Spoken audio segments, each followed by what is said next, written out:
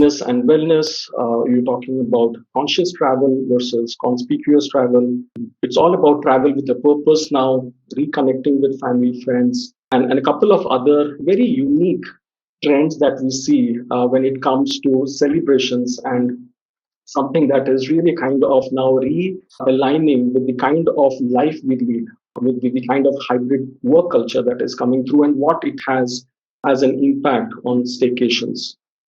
And before actually going into COVID-19 and what it may entail in future, what I had done was to go back 100 years back to really understand what was Spanish flu and its impacts on at all on tourism.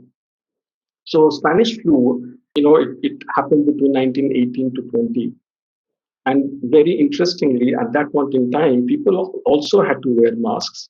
Schools, colleges, businesses were all closed, and people stayed home. But more interestingly, it kind of impacted around 500 million people, which was kind of one third of the world population at that point in time. And there were three successive waves. And the second wave actually was the most dangerous, where the virus mutated and hit back with a vengeance. Something very similar that we have seen within COVID, as how that whole mutation, etc., has happened. And one more important thing was, from a healthcare perspective, microscopes were not even able to see as small as viruses till the 1930s. So you can understand the kind of complexity the whole population or the human mankind went through.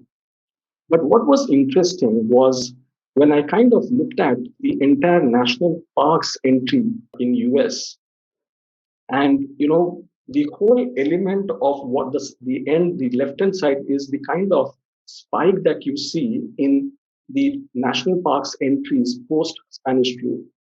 So in fact, between 1920 to 23, the ticket sales went up by 5 times. By 1924, it was 10x. And by 2019, which is 100 years, the national park tickets had actually gone up by 818%. And today it is the largest earner in US. The earning stands around $255 billion. So in a sense, if we look at the kind of trends that the national parks are seeing today, it is hardly surprising. It's already 80% up, and it's already a headache for the park authorities today. But when I come back to UAE, it is even interesting because wildness and wellness is just not limited to one spectrum of the region.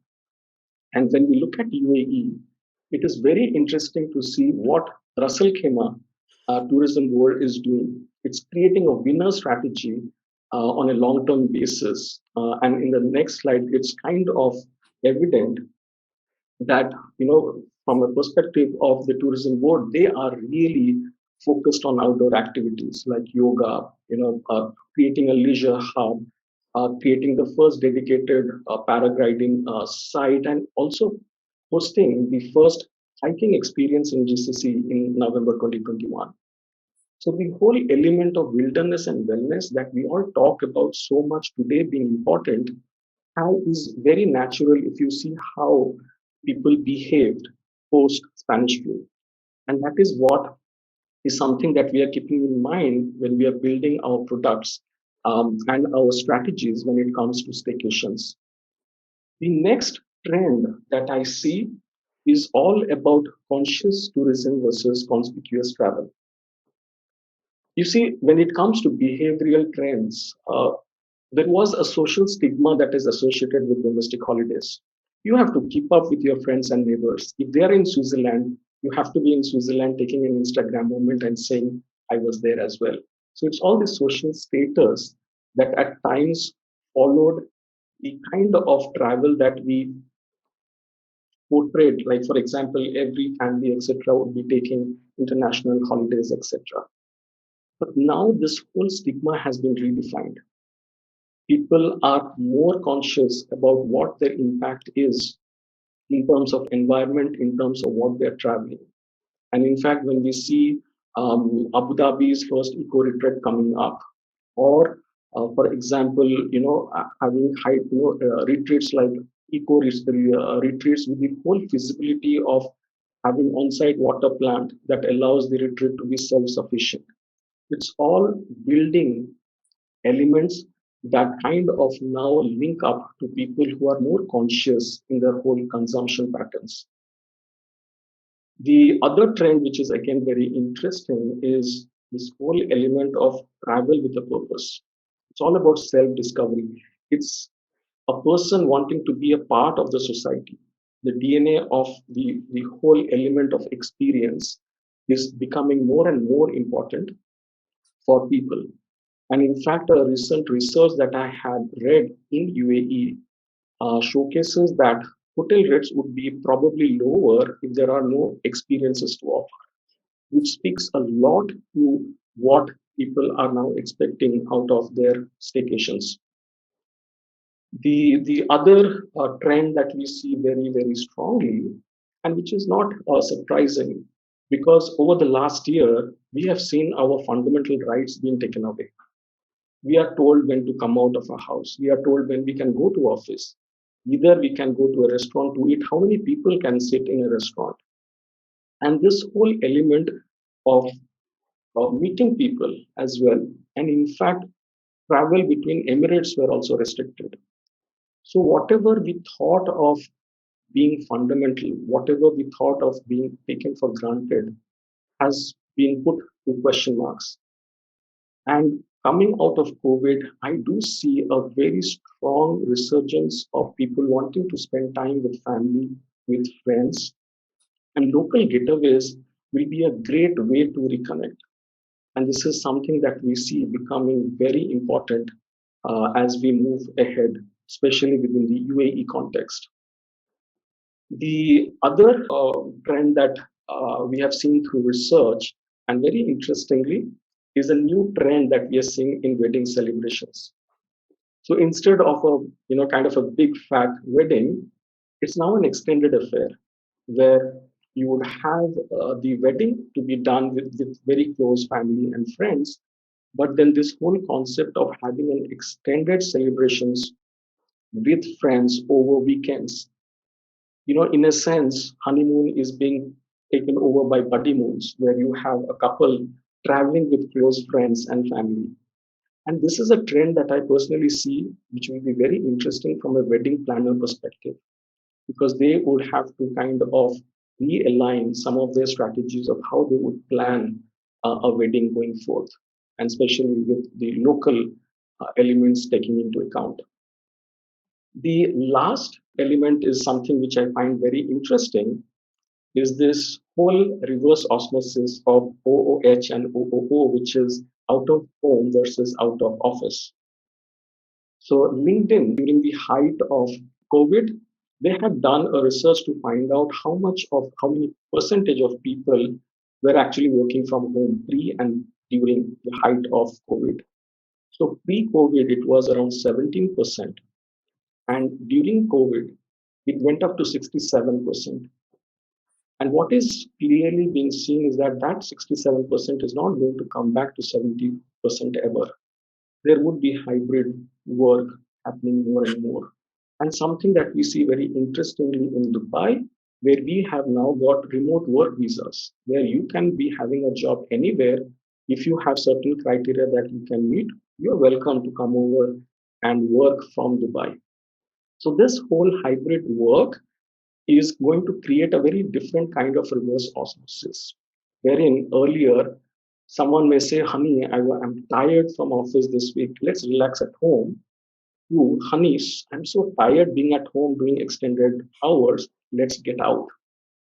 So, in a perspective, this whole reverse osmosis will allow for more opportunities for venues to create some of these unique experiences that would allow various segments of domestic residents to be able to explore, to rejuvenate, and really kind of explore the backyards, as we say, of UAE. So, Don, that's where our research stands, these six trends. And yes, a couple of them are really interesting in my perspective. Thank you very much for that presentation. I've got some questions that I wanted to sort of pick your brains about. So, one thing that's been really clear is despite the uncertainty, we've seen a tremendous coming together of the community in the UAE. Certainly something I think that all the residents can be proud of. For you, what has been the sort of defining attitude of the UAE residents during this difficult and challenging time? Well, I would say that, I have been there for 6 years in UAE between 13 and 19. I moved to Hong Kong just before the whole COVID hit. But I'm so particularly proud of how UAE and the residents have rallied with each other during this moment. And I believe that this whole thing is around human endurance and the respect for mankind or womankind. You know, aspects like volunteering or shopping local or reaching out to people who are needy, or just kind of encouraging people to do good things and be kind to each other. So in many ways, I think UAE residents with their 115 nationalities, which is a melting pot of cultures, have really exemplified, in my opinion, human endurance and the mutual respect above everything else that we probably have not seen in many places.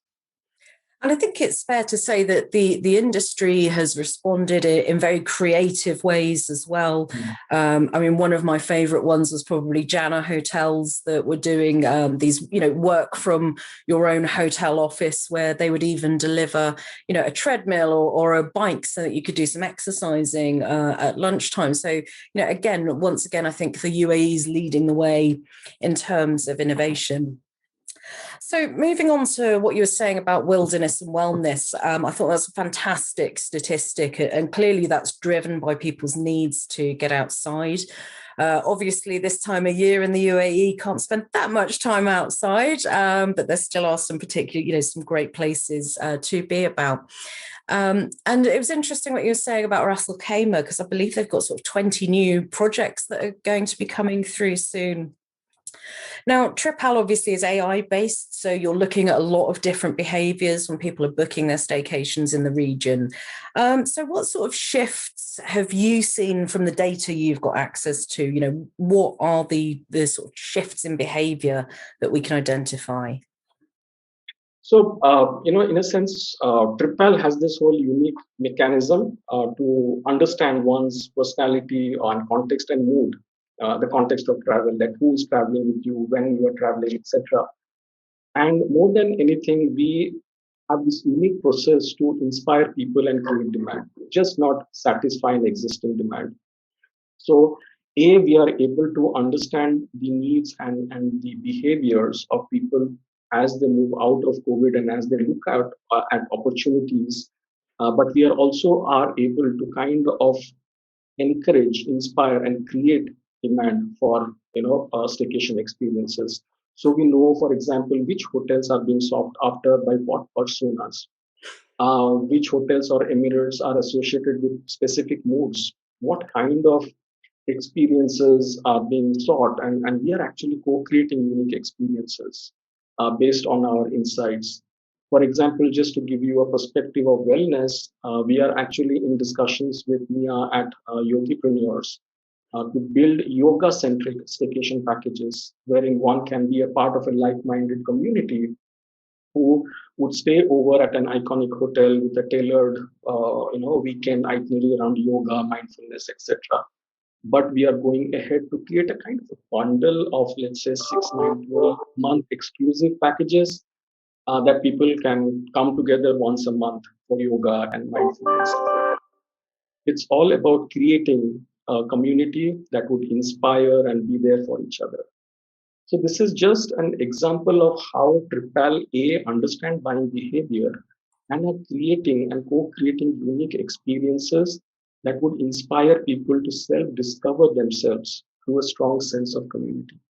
And I mean, this really is a sort of driving force, in the UAE resident as well, isn't it? Everybody who's in the region is there to work or is there to support their families. Certainly, with the amount of time I've lived out there, I found it a very, work hard, play hard, but, very welcoming all the same. And when you when you're in the UAE, away from like places like the UK, is very different with the level of service that you get and the level of attention to detail. And so I think in some respects, that when you're in the UAE, you're constantly looking for new experiences. And until now, I've not really found an app where you can actually search by what mood or what kind of traveler you are. So I wonder if you can just give us a bit more information on what led you to sort of profiling this. I mean, I'm from a marketing point of view, one would imagine that the more you target and the more you learn about that group, then, you're going to be able to customize better offers and really sort of improve turnover for some of the venues. Right. And that's a great question. And one of the things that we have understood again through research is that travel and tourism has always been supply driven. And the whole element on demand, the focus, and the customization is only going to come now in much more bigger, because travel to me is becoming more personal and more experiential. And there is the parallel of luxury travel that I clearly now see in travel now. When you buy a Louis Vuitton, you just don't buy the product, you buy the experience. And our at TripPal, the whole focus for us is building this whole personalization and relevance as a core value proposition for customers, as well as to co-create unique experiences that would cater uniquely to those segments with our hospitality partners. Sorry, so this would be a good time then, if you're looking at creating experiences, this would be a good time, I suppose, for local venues to start teaming up with local suppliers and really start thinking about how you can put together some sort of experiential package. And we don't want to do the discounts, because discounts are done to death in the UAE. Sorry, it's a real bugbearer of mine. So in some respects, I think the sort of move towards experiential is going to be much more beneficial, because people aren't so fussed about saving money. I mean, yes, there are going to be some people whose income has been badly affected by the pandemic, but for others, they've been putting the money away. They've been waiting to use that for a special occasion. So it's just really interesting to sort of see how that can be catered to. So, in terms of like looking for people that are looking for these sort of personally rewarding experiences and making up for lost time, what can guests do to, try and cater towards these? What can venues do to try and cater towards some of these guests? So, in a sense that I would say that first and foremost is to kind of understand the kind of segmentations and the requirements that people have. And you are correct. For the past, residents or local residents have always come at the end of any strategy. If there are certain empty rooms, put some discounts and let's see if residents come in. But we actually leave a lot of money on the table by not being able to go beyond just discounts over a hotel room. And I'll give you an example of what we are doing, in a sense that we are co-creating special birthday packages that will be only offered to people whose birthday month is, let's say, next month. So we are going to co-create opportunities for the venues to celebrate moments with residents, building up this whole loyalty and engagement that was not possible earlier. So these are some of the distinguishable and differentiated strategies venues can do to be able to build loyalty with residents. And what we see very specifically is that there is a high frequency of repeat with residents. And that is something that we are building upon very intentionally, because we know, for example, if an expat stays an average 8 years in UAE, we would want to encourage and inspire him to at least do 6 to 7 staycations in those 8 years. So that's the kind of repeat element that we are building into our engagement model. And that's where I think we can help venues.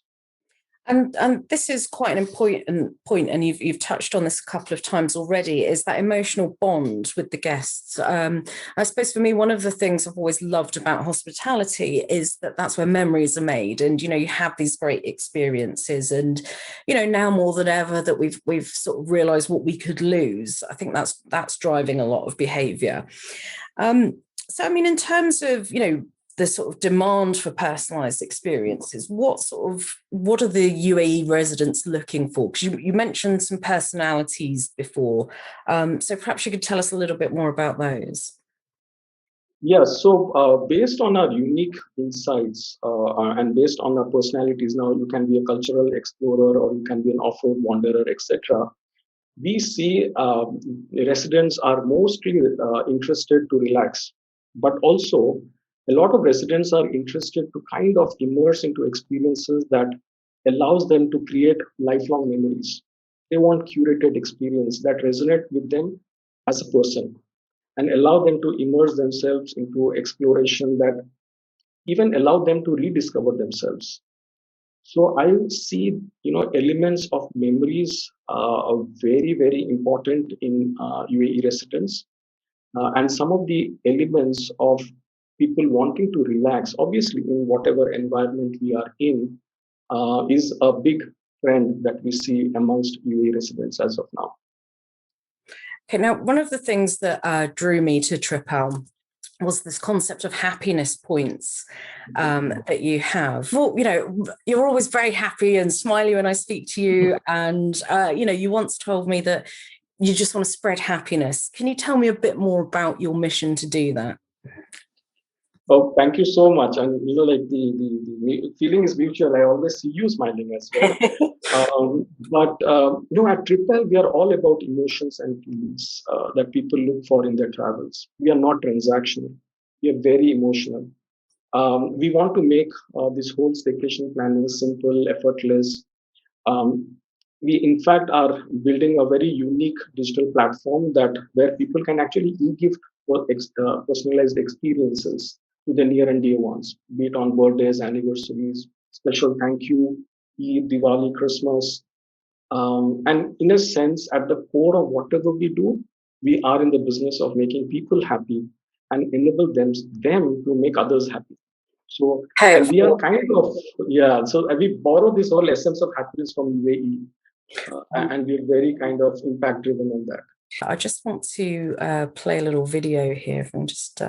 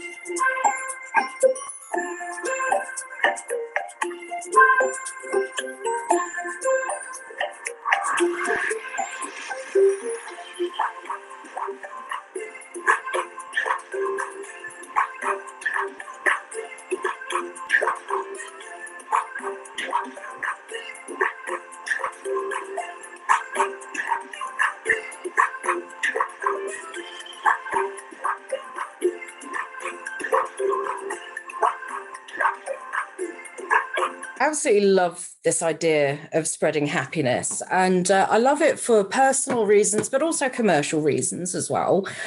So we all know that, like you mentioned earlier about reselling, obviously to residents, you've got to look at your customer lifetime value as well when you look at these things. You've got a lot of focus on how to make residents happy. How does TripAl differ to make the venues happy? So, how can you work differently? Because obviously you've got other OTAs and, historically they've always charged ridiculous commissions. How are you changing that for the venues in the UAE? So great. Like first and foremost, we see ourselves as a partner, as a collaborator, and really would want to help the industry to come through or navigate through this whole element that we have. And the first thing, obviously, we are not a high commission model.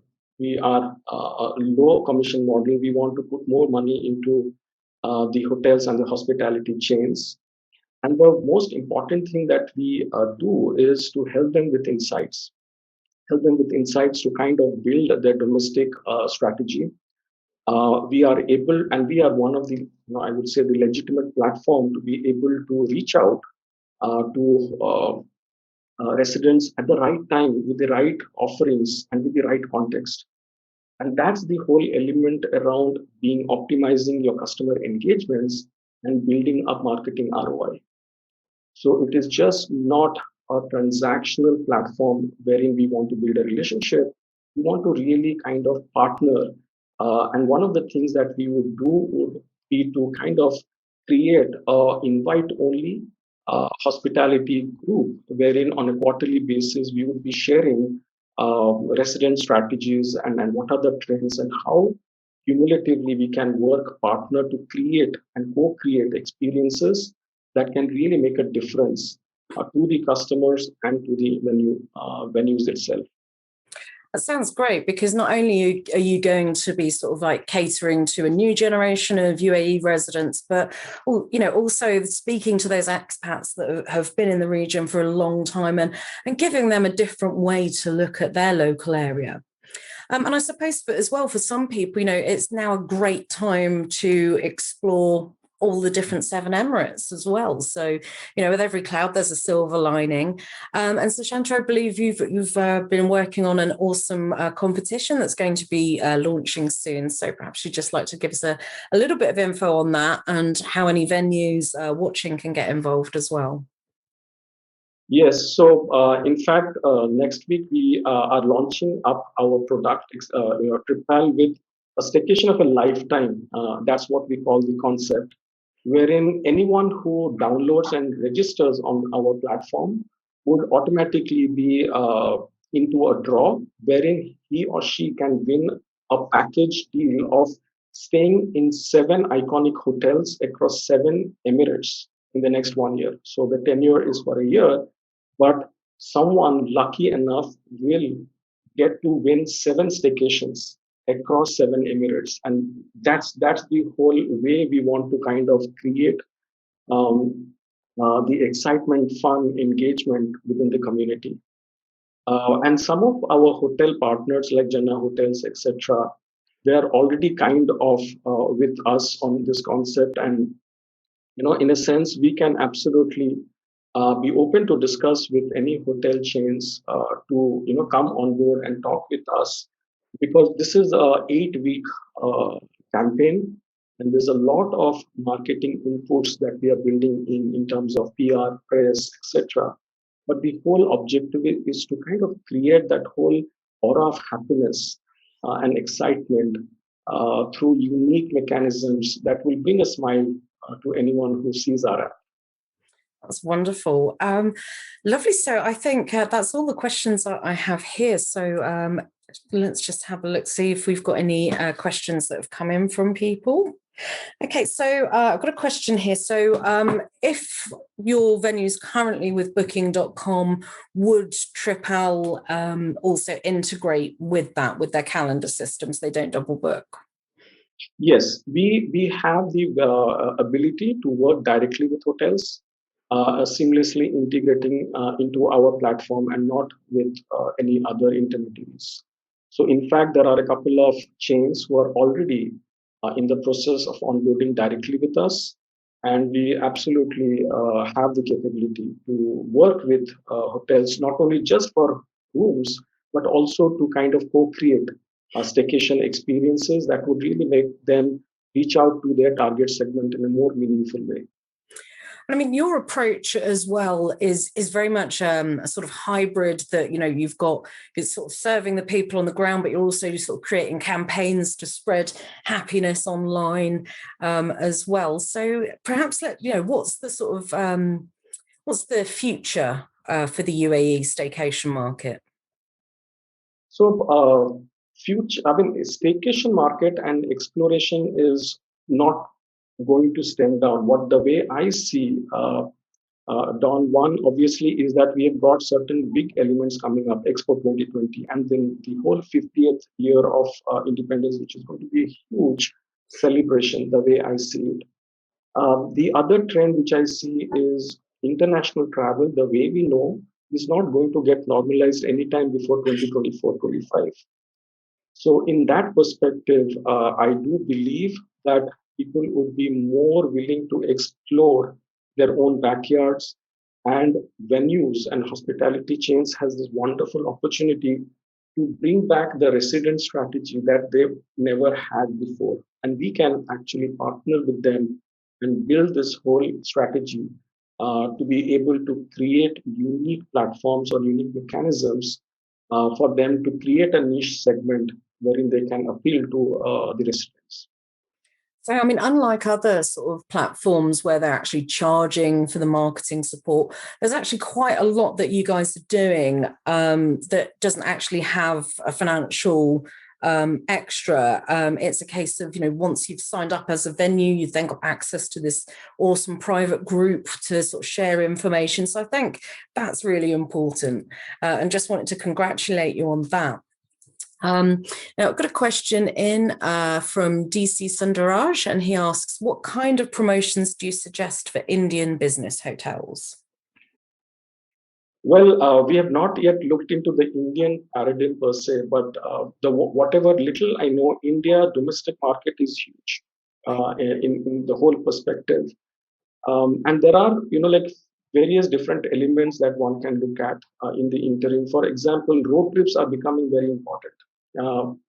And from some of these business hotels, they may be able to kind of look at partnering with the companies that they already have business relationships to be able to look at giving certain offers for their individual employees to come over and have staycation. So moving out from a MICE segment or meeting segment, but continuing with that relationship and building some bit of leisure activities that would probably, in my perspective, would be apt. But at the same time, it also depends on which segment and what kind of business hotels. So we are also looking at certain elements of hotels in UAE and how do we redefine some of their product portfolio and reach outs. Cool. So, I mean, with business hotels in general, just to sort of put my 2 cents in, I think, it's important to understand, like, as Sushanta mentioned earlier, that the way that we've worked has completely changed. Dubai in particular, I think, has always been a pioneer of the work from the coffee shop and the sort of rise of the digital nomad. But I think, now when we look at these different business hotels, it's a case of, what does that businessman or businesswoman actually need? Do they want that quiet space like Jana are offering where you've got the room to work from? Or do they perhaps want some sort of package with the food, like some of the business centers do? But, this is where you can differentiate yourself by looking at how can you treat the business client holistically, because, you can give them comfy beds and fast Wi-Fi and a lovely location to work for. Now have a look at the food. What can you do to put in the food to, the B vitamins to get those brains going, fermented drinks that are going to be, for health and wellness. And then look at, what can you then upsell to that business customer? Because if your business customers are with you during the week, then perhaps this would be a nice place for them to bring their family at the weekend. So again, have a look at some different hybrid models. And again, when you've got a flexible booking partner that can actually put together these offers for you that people can't get for anywhere else, and especially if you're marketing to locals, because, when you're a local, you want to get the best deals, don't you? And, this is I think the platform that you're putting together, Shashank, is a really great way of doing that. And the whole idea of spreading happiness, I think it works so well on a UAE level. But from a commercial level, once you make people feel amazing, then you do have that loyalty and they will come back to you. And that's what you want to grow, really. It's not a case of, oh, well, I've really enjoyed this experience. Oh, but look, this one's 50 dirhams cheaper on Groupon. No, let's put together amazing packages instead. So that's my advice there. So not a question, but Waggy, hopefully I've said your name right. Waggy says, greetings from Egypt on behalf of the African Tourism Council. Well, thank you so much for being with us here this afternoon. It's lovely to have you all with us. So unless there's any more questions, Shashanza, how can people get in touch with you if they'd like to learn more about what TripAl's doing, and also, just how they can get this additional support? What's the best way of getting in touch with you? So we, people can go to our website, etc., where we have all the contact details, or they can just drop us a note at hello@tripal.ai, and we will be happy to be in touch with them. So absolutely, either from the website or from an email, we are just call away. Wonderful. Well, thank you so much to everybody that has joined us live this afternoon. If you couldn't make it and you're catching us up on the replay, then hello to you as well. So Shashanza, thank you so much. Thank you to our lovely guests.